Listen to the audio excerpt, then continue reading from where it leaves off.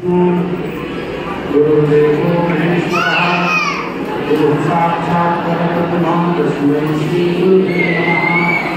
विद्यापतिनिकाय त्रैसत्यवासाय लोकादिगोचराय लोकात्मको नमः। आज हम सभी लोग परांबा भगवती राजराजेश्वरी त्रिपुर सुंदरी स्थित विकाम का विराजमान है। आप देखते रहे हैं जहाँ आप लोग बैठे हैं, आपके ठीक सामने परांबा भगवती राजराजेश्वरी त्रिपुर सुंदरी का विराजमान है। तो एक देख रहे हैं आपके ठीक पीछे चतुष्षष्टि योगियाँ 64 करोड़ योगियाँ विराजमान है। राजराजेश्वरी के संबंध में कहा गया है कि चतुष्षष्टि कोटि योगी गण से मिलता है। 64 करोड़ योगियाँ इनकी सेवा करती हैं। वास्तव में ये माना जाता है कि जो तेज होता है परांबा भगवती राजराजेश्वरी का, वो सारे का सारा तेज हम सीधा ग्रहण नहीं कर सकते। तो वो जो तेज है, जो उनका दिव्यता है, जो उनका कृपा प्रसाद है, वो क्षण करके प्राप्त होता है। क्षण के प्राप्त होने का मतलब ये है कि वो योगिनियों के पास आता है और योगिनियों के माध्यम से हम लोगों को प्राप्त होता है। क्योंकि परांबा भगवती राजराजेश्वरी त्रिपुर सुंदरी जिस समय अग्नि से उद्भूत हुई थी, तो कहते हैं उनके दर्शन करने मात्र से सारे के सारे देवताओं के नेत्र बंद हो गए थे, अंधे हो गए थे सारे के सारे देवता।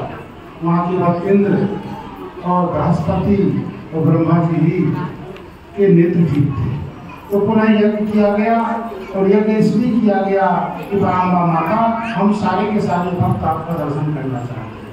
तो आप समझ लीजिए परांबा भगवती राजराजेश्वरी त्रिपुर सुंदरी पुनः प्रकट हुई और वो दर्शन दिया गया।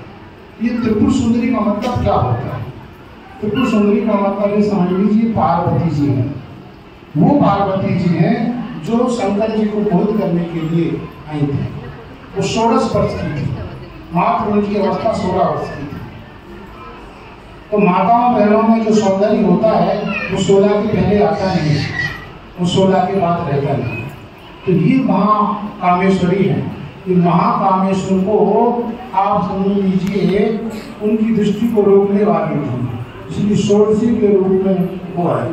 तो हम लोग क्या ये पूजन करते हैं, आपने देखा होगा कि हमारे यहाँ मंदिर में ये 5 प्रकार का पूजन होता है, 5 आरतियाँ होती हैं। एक तो पहले मंगला आरती होती है, फिर आप देखना फिर हमारे यहाँ श्रृंगार आरती होती है 10 बजे करीब, 10:30 11 बजे। फिर हमारे यहाँ भोग आरती होती है। फिर सायंकाल आप देखना अभिषेक आरती होती है, फिर शयन आरती। ये 5 आरतियाँ होती हैं। तो 5 आरतियों का मतलब है कि पहले शक्ति प्रस्फुटित होती, प्रकट होती, छोटी सी होती। तो जब उसको मंगल आरती करते हैं, क्योंकि कोई बच्ची जब पैदा होती है उसको जीवन चाहिए।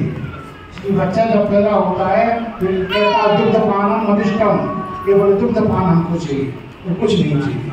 तो पहले शक्ति वो प्रस्फुटित होती है, उस शक्ति को मात्र समझ लीजिए मंगल आरती करते हैं। फिर वो बच्ची बड़ी हो जाती है तो उसको श्रृंगार की आदत बन जाती है, वो सजने समझने लगती है। तो वो श्रृंगार आरती हम लोग माता कितने बजे करते हैं? 11 बजे करते हैं। फिर वो प्रौढ़ा हो जाती है तो उसको भोग चाहिए, भोग का मतलब उसका राय चाहिए। तो मध्याह्न काल में हम लोग उसकी महाषोडशी के रूप में उसकी आरती करते हैं। और महिला समझ फिर उसका विवाह होता है और गर्भवती हो जाती है तो वो राजराजेश्वरी कहलाती है। राजराजेश्वरी का मतलब उसका राज्य, जिससे उसका संबंध हुआ महाकामेश्वर, उसका राज्य, दोनों का राज्य मिलकर के वो महासाम्राज्य हो जाती है। और इसके बाद इसकी तब तक पूर्ण नहीं होती है जब तक उसको संतान की प्राप्ति नहीं हो जाती। तो शयन के समय मध्याह्न काल में हम लोग जब आरती करते हैं तो प्रेमांबा नाम दिया गया है। आपने विचार किया होगा अम्मा है माँ, तो ऐसी माँ है जो सदा सर्वदा प्रेम करती है। कभी कभी माता नाराज भी हो जाती है, थप्पड़ भी मार देती है, तमाचा भी मार देती है कोई गलती करने पर ये माँ कभी ऐसा नहीं करती, कभी थप्पड़ नहीं मार, लाख अपराध कर दीजिए, फिर भी ये जो बात कहेगी, जो आपको समझाएगी, बड़े प्रेम से समझाएगी। इसलिए पूज्यपाद अनंत श्री विभूषित जगत गुरु शंकराचार्य जी महाराज, जो हमारे आपके सबके गुरु हैं, जिनकी कृपा से हम लोग यहाँ विराजमान हैं, पूरी माता राजराजेश्वरी को पहचान रहे हैं, उन्होंने इनका नाम प्रेमांबा दिया है। और उस प्रेमांबा को जो पंचांग पठन होता है, 8 प्रकार का जो पूजन होता है, उसमें अर्चन का विशेष महत्व होता है। अर्चन में की शक्ति विभिन्न ढंग से फैली हुई रहती है, तब तक नाम से, क्योंकि नामी की शक्ति नाम में संग्रहित होती है। तो नामी की शक्ति नाम में चली जाती है, तो वो अनंत नामों में टुकड़े में सदा विभक्त हो जाती है। तो अर्चन करके हम उसको पूंजीभूत करते हैं, इकट्ठा करते हैं, और एक साथ शक्ति का जब पिंड बन जाता है, उस शक्ति के सामने प्रार्थना करते हैं। आप ये समझ लीजिए, ये शक्ति का पुण्य बन गया है, और गुरु पूर्णिमा का पावन पुनीत पर्व है। आप समझ लीजिए, पूर्णिमा का तोता पूर्ण, तो पूर्ण केवल गुरु हो सकता है, भगवान भी पूर्ण है, इसलिए उनका पूजन पूर्णिमा को होता है। गुरु का मतलब ज्ञान, और ज्ञान का मतलब भगवान स्वयं कहते हैं, जब किसी व्यक्ति का मैं उद्धार करना चाहता हूँ, उसको मुक्ति देना चाहता हूँ, तो मैं गुरु के रूप में उसके सामने प्रकट होता हूँ। इसलिए भगवान स्वयं कहते हैं, आचार्यम माम विजानीयात् नाम मन नैति कदाचित् नमत बुद्धया सूरि सर्वदेव मयो गुरु। तो आचार्यम माम विजानीयात्, भगवान कहते हैं कि तुम आचार्य मुझे ही जानो, नाम मन नैति कदाचित्, और मुझे ही तुम गुरु समझो, मुझे ही तुम आचार्य समझो। और कहते हैं गुरु जो होता है सर्व देव में होता है। यदि आपको विष्णु का पूजन करना है, विष्णु की उपासना करना है, विष्णु का दर्शन करना है, तो आपको विष्णु लोक जाना पड़ेगा। शंकर जी का दर्शन करना है, आप समझ लीजिए कैलाश जाना पड़ेगा। ब्रह्मा जी का दर्शन करना है तो ब्रह्मलोक में जाना पड़ेगा। इंद्र का दर्शन करना है तो अलकापुरी में जाना पड़ेगा। ये भी हो सकता है जाने के बाद दर्शन न मिले, ब्रह्मा जी का दर्शन वहाँ ना मिले, और आप समझ लीजिए विष्णु का ना मिले। और गुरु का दर्शन यदि कर लिया आपने तो ब्रह्मा जी का भी दर्शन कर लिया, विष्णु का भी दर्शन कर लिया, इंद्र का भी दर्शन कर लिया, और आप समझ लीजिए शिव का भी दर्शन कर। तो सर्वदेव मयो गुरु, सारे के सारे देवता वर्तमान निवासी हमारे गुरु में करते हैं।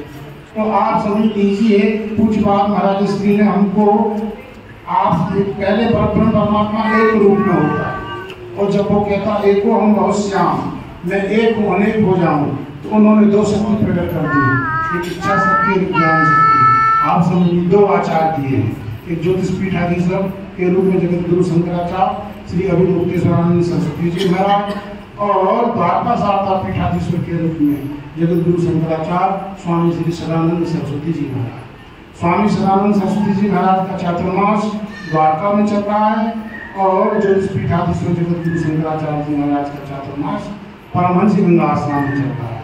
तो बहुत नजदीक है। आप ये समझ लीजिए, गुरु व्यक्ति नहीं तत्व होता है। पहले हमारे पास समझ लीजिए कि गुरु जी ने हमको अबोध समझा, बालक समझा। जैसे माँ बाप छोटे से बच्चे को पढ़ाते लिखाते हैं, तो वो हमारे सामने आ गए, तो हमको हाथ पकड़ के सिखाने लगे, ये करो ये करो ये करो। अब उनको लगा होगा कि हम लोग जानने लगे, समझने लगे, प्रबुद्ध हो गए, ज्ञानी हो गए, तो उन्होंने आकार छोड़ दिया, तो वो निराकार हो गए। यानी वो साकार थे, साकार इसलिए थे हमको ज्ञान देने के लिए आए थे, एक विशिष्ट आकार में आए थे। अब वो समझ गए कि हम ज्ञानी हो गए, तो आप समझिए वो निराकार हो गए, तो पराम्बा भगवती राजराजेश्वरी में करा हुआ है। इसलिए गुरु जी ने एक बार हमसे कहा था कि हम बहुत सारी जगह नहीं जा सकते, इसलिए जहाँ जहाँ हम जाते हैं जो अच्छा स्थान रहता है वहाँ राजराजेश्वरी की स्थापना करें। तो राजराजेश्वरी की जहाँ स्थापना हो गई वहाँ पूज्यपाद अनंत श्री गुरु जी महाराज हमारे विराजमान, क्योंकि गुरु में और विष्णु में कोई अंतर नहीं। पूज्यपाद महाराज श्री की जो आत्मा थी वो भगवती राजराजेश्वरी त्रिपुर सुंदरी थी। इसलिए गुरु जी के पास कोई दीक्षा लेने जाता था तो गुरु जी पूछते थे कि भाई कौन से मंत्र की दीक्षा लोगे, शंकर जी का लोगे, विष्णु जी का लोगे। तो वो भक्त चरणों में गिर जाता था कि जो आप देना चाहें वो मंत्र दे दीजिए, तो गुरु जी प्रसन्न हो जाते थे। तो फिर मंत्र देते थे राजराजेश्वरी त्रिपुर सुंदरी। तो श्री सुंदरी सेवंत प्रणाम भोगत से मोक्ष अर्थ करेगा। जो श्री सुंदरी की सेवा करता है भोग और मोक्ष दोनों हाथ में। देखो ये है कि यदि आप साधना करेंगे, साधना करने से भोग प्राप्त कर लीजिए या मोक्ष प्राप्त कर लीजिए। या मोक्ष प्राप्त कर लीजिए या भोग प्राप्त कर लीजिए, दोनों चीज एक साथ नहीं मिलने वाले हैं आपको। कोई व्यक्ति चाहे कि मैं हंस भी लूं और गाल भी फोड़ा दूं, तो जो गाल फोड़ाएगा वो हंस नहीं सकता, और जो हंसेगा वो गाल नहीं फोड़ा सकता है।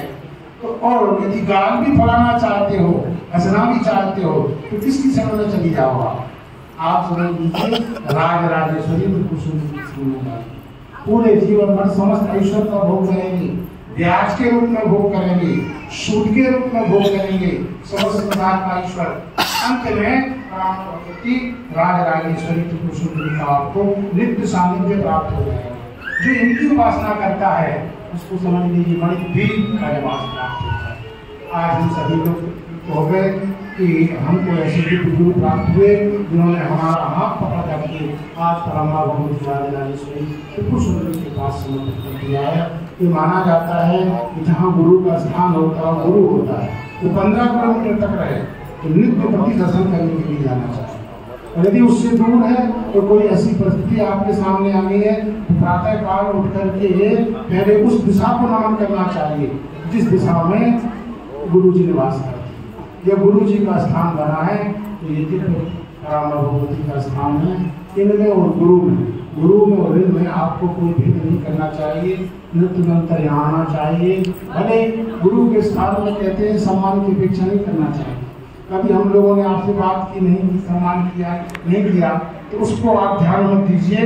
कहते हैं गुरु के घर में और ससुर के घर में और पिता के घर में फिर बुलाया जाएगा, तो बुलाने की और आमंत्रण करने की अपेक्षा आप लोग ना करें। कभी हम लोग विस्मित हो जाते हैं, कभी श्रम आ जाता है, हम लोगों की मनुष्य बुद्धि है।